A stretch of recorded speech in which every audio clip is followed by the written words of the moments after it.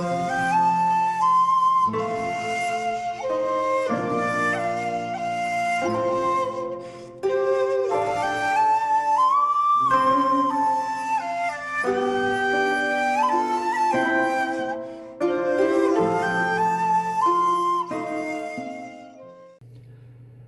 there, this is Solitary Ronin from Solitary Ronin Films, and welcome to another episode of my director collections. Unfortunately, this episode also counts as an in memoriam, and I'm just going to go through the films I have of Mashiro Shinoda, who died recently at the grand old age of 94. One of the new wave Japanese directors. Started in the late 50s. One of those directors you can't really pin down because he did lots of different things.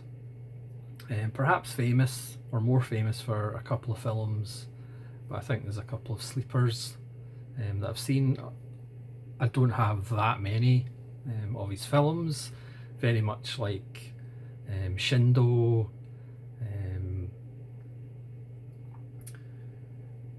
Masamura, Gosha,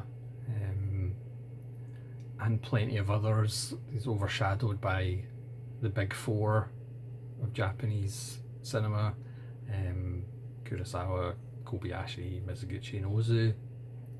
But there's so many other great Japanese directors. But we'll just start. And we'll start with Samurai Spy.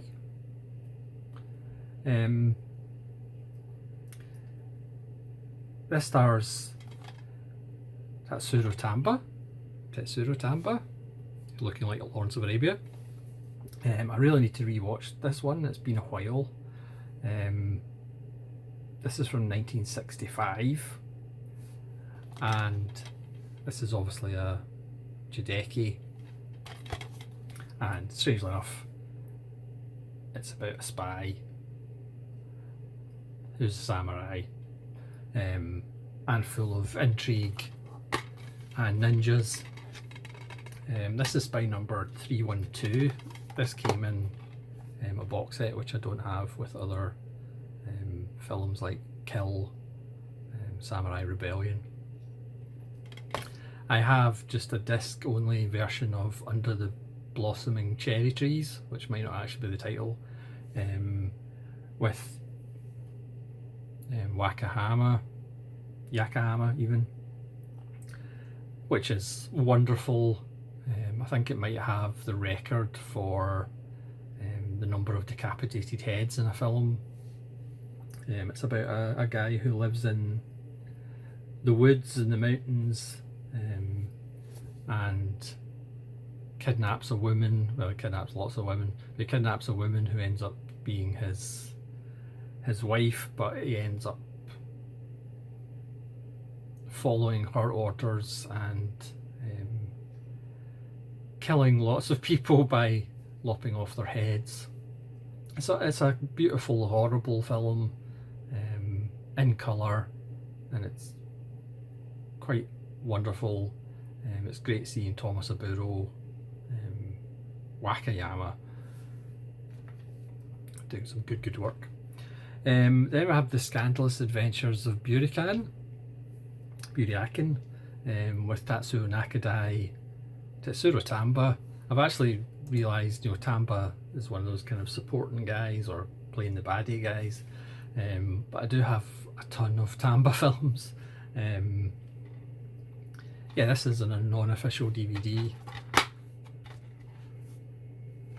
And again, this is in colour, and as you can see, it's a very colourful film. We're back to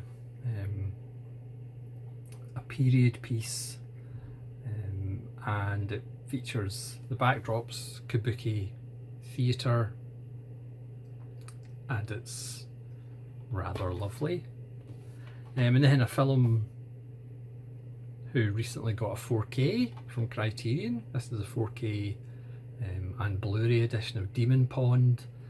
It's by number 1237, which shows you how recent it is. And this is wonderful as well, in colour. in living colour, and it's basically a folk tale ghost story essentially. Well, it says it's a dimension-shattering folk horror fantasia, in actual fact. It doesn't star Tetsuro Tamba. Water demons. This is from 1979, 124 minutes, and it's absolutely beautiful and absolutely wonderful. Then I'll show you the two films that he's kind of famous for,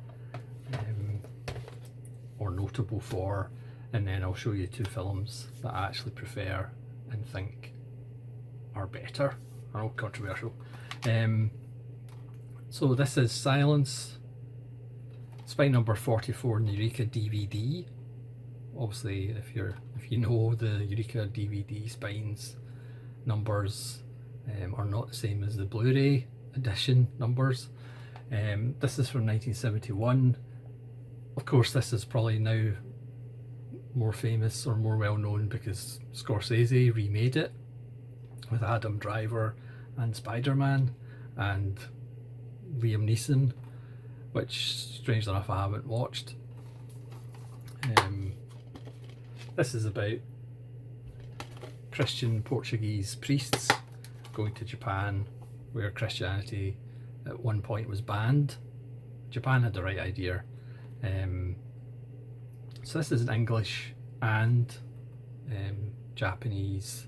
Yeah, it's another beautiful film.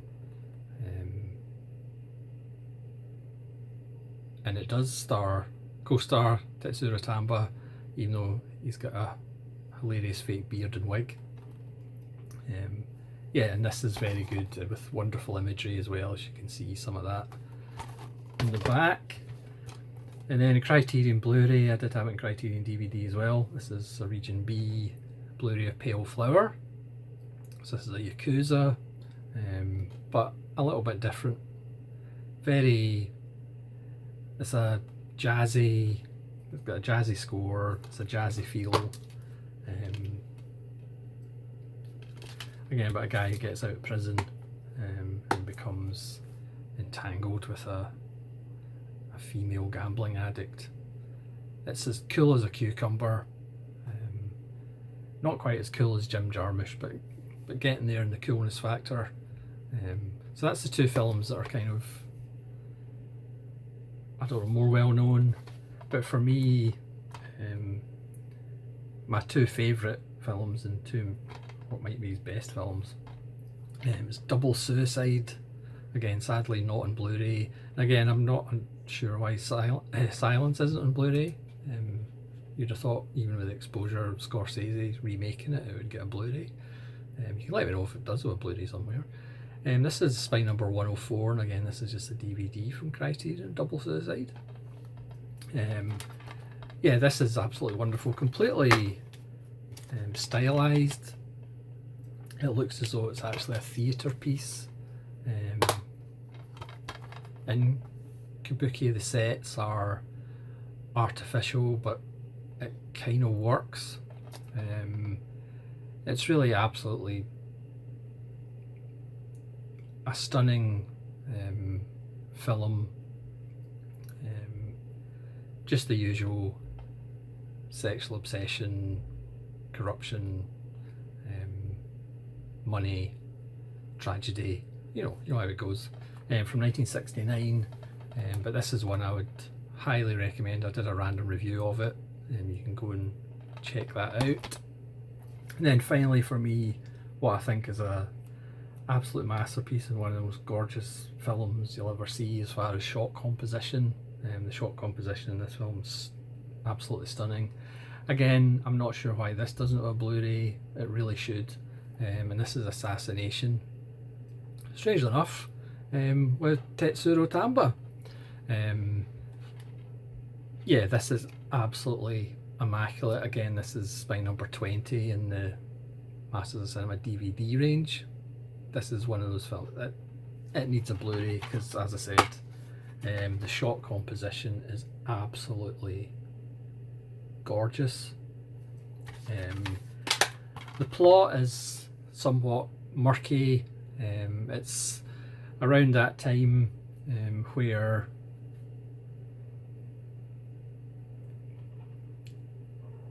other countries were landing in Japan to trade. It was about 1853.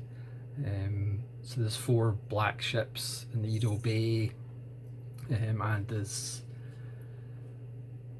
one faction who wants to trade with other countries, another faction who doesn't and wants to stay isolated. So the plot kind of gets murky about whose side everybody's on, but as I said, shot composition's absolutely gorgeous. This is from 1964. It's 104 minutes. Again, I did a random review on this. So if you take one thing from this video, try and see Assassination or Double Suicide, because you may have seen Pale Flower and Silence, but these two are absolute corkers. Especially Assassination, it's a true kind of underseen, overlooked masterpiece of 60s Japanese cinema. So thanks very much for watching my director collection video of Masahiro Shinoda. Another fascinating, wonderful director gone this year. Obviously got more years than Mr. Lynch did.